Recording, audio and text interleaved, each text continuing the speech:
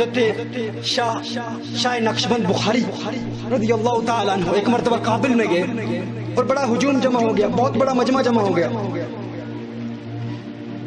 تو بادشاہ کی لونڈی نے دیکھا کہ اتنے لوگ جمع ہیں، یہ کہاں سے آئے ہیں، اتنا مجمع کیسے جمع ہو گیا؟ انہوں نے کہا شاہ نقشبند بخاری آئے ہیں، شاہ نقشبند بخاری آئے ہیں، بہت بڑے ولی اللہ ہیں، بہت بڑے شیخ ہیں، لوگ ان کی زیارت کے لیے جمع ہیں. اس نے کہا یہ ولی لوگ کون ہوتے ہیں، یہ شیخ لوگ کون ہوتے ہیں، ان کو لوگ کیوں دیکھنا چاہتے ہیں، کیوں اتنے لوگ جمع ہیں؟ انہوں نے کہا، اس بندے نے کہا کہ دیکھ، جب کوئی مشکل آتی ہے یہ مدد کرتے ہیں، اور جب انسان کے دل میں سکون نہیں ہوتا تو ان کی برکت سے اسے سکون مل جاتا ہے. اس نے کہا یہ تو بڑے فائدے کا سودا ہے، میں بھی جاتی ہوں، میں بھی بیعت ہو جاتی ہوں. وہ بھی شاہ نقشبند بخاری کے ہاتھ پر بیعت ہو گئی. آپ نے اسے وظائف دیے، اوراد دیے، اور اس کو وہاں سے رخصت کیا اور تلقین کی، اچھے کاموں کی، عبادات کی. وہ جب واپس بادشاہ کے محل میں گئی تو وہ پہلے بھی نیک عورت تھی، پہلے بھی پارسا تھی. جب واپس گئی تو بادشاہ نے دیکھا کہ اس میں بہت بڑی تبدیلی آ گئی، اس کے اوراد اور وظائف میں اضافہ ہوا، اس کی نیکی میں، اس کے تقوی میں اضافہ ہوا. تو بادشاہ اس سے بہت خوش ہوا. بادشاہ اس پر شفقتیں، مہربانیاں شروع ہو گئی، اس کو تحفے دینا شروع کر دیا کہ یہ بہت اچھی ہے، نیک ہو گئی ہے. لیکن اب جو باقی لونڈیاں تھیں انہیں حسد ہوا کہ بادشاہ اس پر اتنا شفیق و مہربان ہو چکا ہے. تو انہوں نے کیا کیا، انہوں نے اسے بدنام کرنے کے لیے بادشاہ کے محل سے کچھ زیورات چوری کیے اور بعد میں اسی سے برآمد کرا دیے، اسی کے کمرے سے برآمد ہوئے.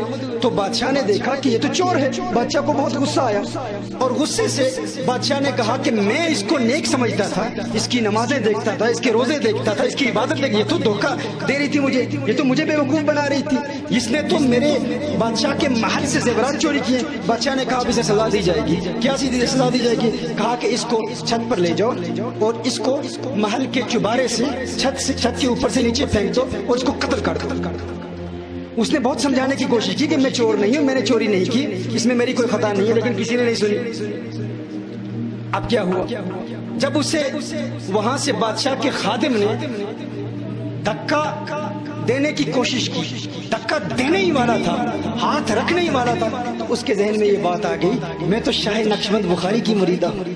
اور جب مرید ہوئی تھی تو کسی بتانے والے نے بتایا تھا یہ پیر لوگ کون ہوتے ہیں، یہ ولی لوگ کون ہوتے ہیں. کہا جب مشکل آئے تو یہ مدد کے لیے آ جاتے ہیں، مشکل آئے تو مدد کے لیے آ جاتے ہیں. اس نے کہا ہے میرے شیخ، ہے شاہ نقشبند بخاری، اس سے بڑی مشکل اور کیا ہو سکتی ہے. دھوکے سے مجھے چور کہا گیا اور اب میری موت کا وقت آ رہا ہے، آؤ میری مدد کے لیے آؤ. جب اسے دھکا دیا گیا ابھی وہ زمین پر گری ہی نہیں تھی کہ شاہ نقشبند بخاری آ گئے.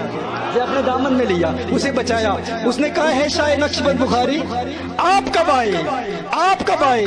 تو آپ نے فرمایا تو از چبارہ آمدی من از بخارا آمدم. کہا آپ کب آئے، آپ کب پہنچے؟ کہا ہے موری مریدہ تو ادھر چبارے سے آ رہی تھی، میں بخارے سے آ رہا تھا. تو چبارے سے آ رہی تھی، تو وہاں سے کابل کی زمین پر گر رہی تھی، تو چبارے سے کابل کی زمین پر گر رہی تھی، تو وہاں سے اتری، تو وہاں سے گری، یہ تیری پرواز ہے، اور ادھر اللہ کے ولی کی پرواز کیا ہے. کہا تو ابھی کابل کی زمین پر پہنچی نہیں تھی، تیرا پیر تیری مدد کے لیے بخارے سے کابل کی زمین پر پہلے پہنچایا.